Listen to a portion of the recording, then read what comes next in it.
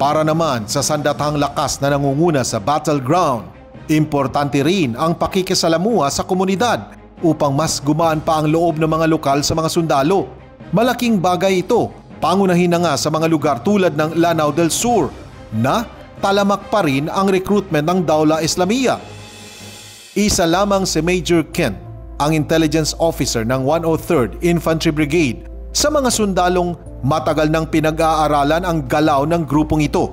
Malaking tulong ang kanyang naging karanasan noon sa Zamboanga at Marawi Siege sa pagkumpronta sa mga terorista. Bilang intelligence officer kasi, kailangan mo ng intindihin talaga kung ano yung background ng kinakaharap mo. Maintindihan mo yung kalaban mo and then yung sarili mo para mas madali mo silang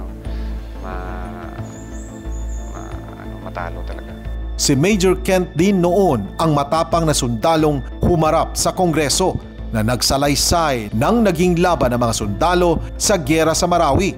Isa rin siya sa mga dahilan kung bakit nagkaroon ng extension ang martial law sa Mindanao na pinabura ng Kongreso. Nagpapasalamat po kami sa patuloy na pagtulong niyo sa amin kasi nararamdaman po namin hindi po kami nag-iisa na lumalaban sa kanila. Kahit po na ganun yung naranasan namin is ginagawa po namin yung tungkulin namin. I just want to commend you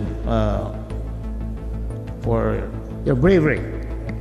Thank you po, sir. Batid niya na hindi lamang armas at bala ang kanilang nilalabanan, kundi mas malaki nilang kalaban ang kahirapan at ideolohiyang lumalason sa isipan na nagbubunga ng karahasan. Based sa mga sinabi ng nag-surrender is nilalapitan sila and then ino-offeran ng pera. Pinaka main reason sa kanila. Siyempre, andun din yung religion. Pag-aaralan nila yung religion dun sa loob. Parang yun yung nagpapalakas sa kanila sa paniniwala nila na sinasabi ng leader nila. Na yun nga, sa pagbabasa, mas naiintindihan nila kung ano yung purpose nila dito sa mundo. Sa ngayon, nakikita ng mga sundalo ang kaibahan ng lugar mula nang matapos ang Marawi Siege, kung saan mas nangingibabaw na sa diwa ng mga lokal ang kagustuhang makamit ang pangmatagalang kapayapaan. Dito, yung mga Maranao brothers natin, sila na mismo yung lumalapit sa amin nagre-report na may kaduda-duda dito. Kasi firstly naman, hindi talaga biglaan sundalo pagpunta dito.